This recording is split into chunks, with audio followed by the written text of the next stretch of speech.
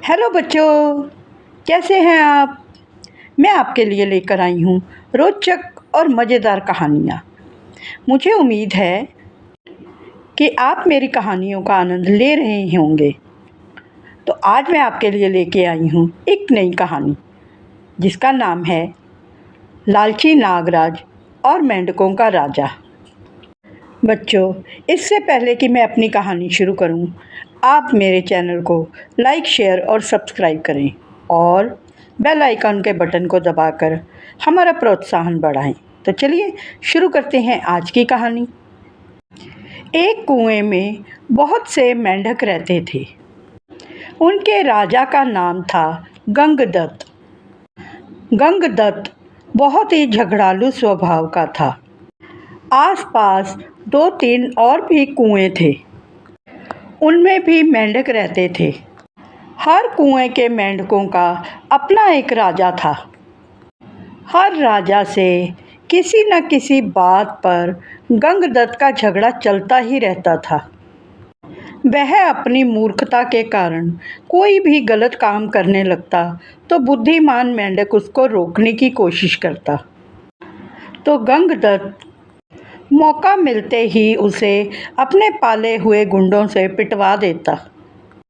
कुएं के मेंढकों के भीतर गंगदत्त के प्रति रोष बढ़ता ही जा रहा था।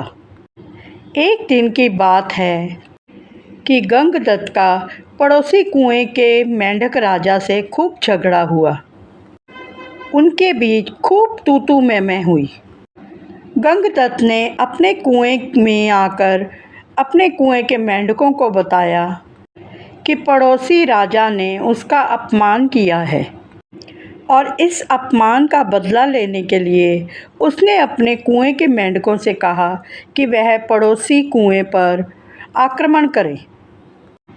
लेकिन सब मेंढकों को पता था कि झगड़ा गंगदत्त ने ही शुरू किया होगा।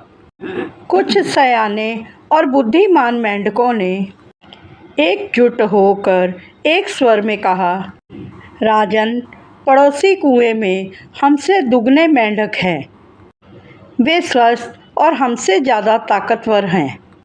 हम यह लड़ाई नहीं लड़ेंगे। यह सुनकर गंगदत्त बुरी तरह से तिलमिला गया। मन ही मन उसने ठान लिया कि अब इन गद्दारों को भी सबक सिखाना पड़ेगा। फिर गंगदत्त ने अपने बेटों को बुलाकर भड़काया, बेटा, पड़ोसी कुएं के राजा ने तुम्हारे पिता का खूब अपमान किया है।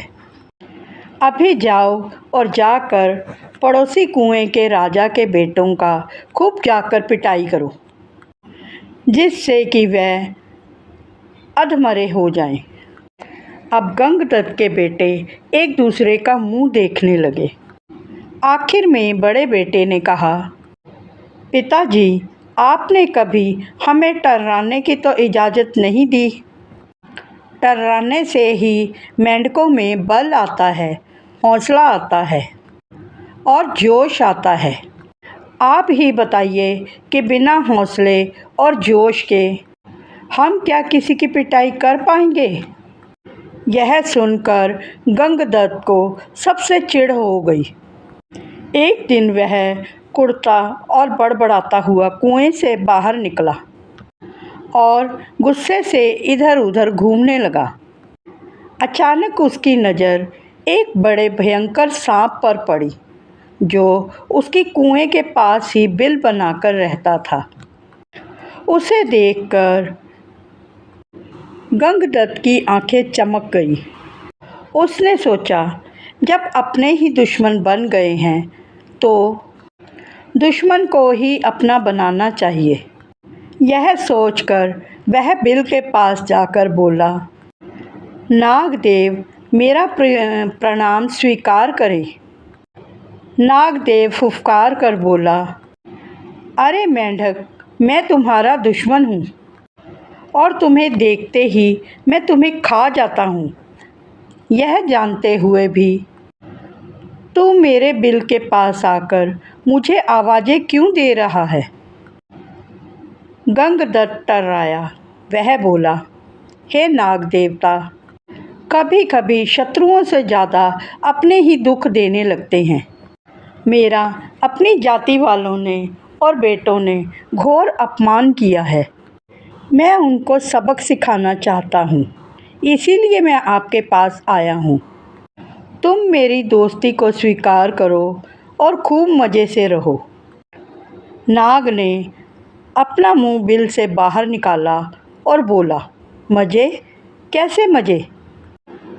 गंगदत्त बोला, मैं तुम्हें इतने मेंढक खिलाऊंगा कि तुम खाते खाते मोटे हो जाओगे और अजगर बन जाओगे।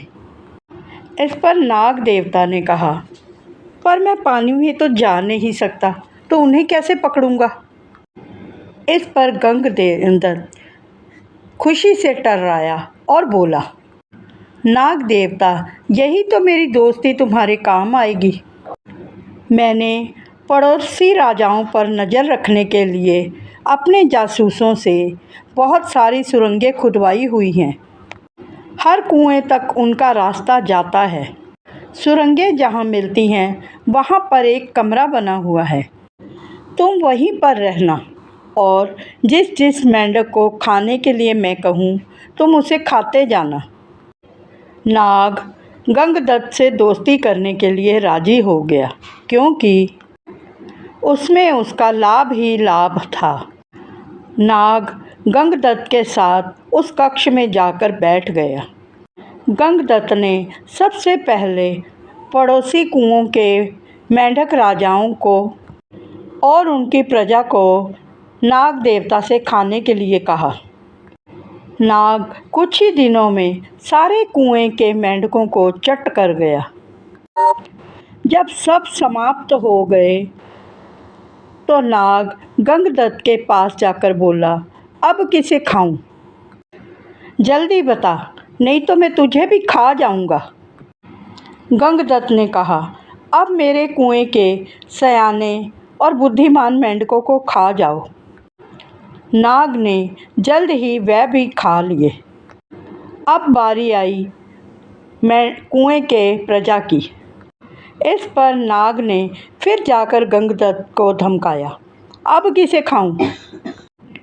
तब गंगदत्त ने कुछ सोचा और बोला, प्रजा की ऐसी की तैसी।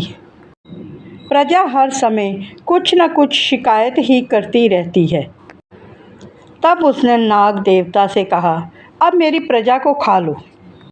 उनको खाने के बाद नाग ने पुनः जाकर गंगदत्त को धमकाया और बोला, अब बता किसे खाऊं? गंगदत्त बोला, इस पर मेरा कुनबा और मेरे मित्र ही शेष रह गए हैं, अब उन्हें भी खा लो। जब नाग ने उन्हें भी खा लिया तो वह फिर गंगदत्त के पास आया और बोला, अब किसकी बारी है? नाग ने जाकर वह भी खा लिए और फिर से फन फैलाकर गंगदत्त की ओर फुफकारने लगा और बोला, अब किसको खाओ?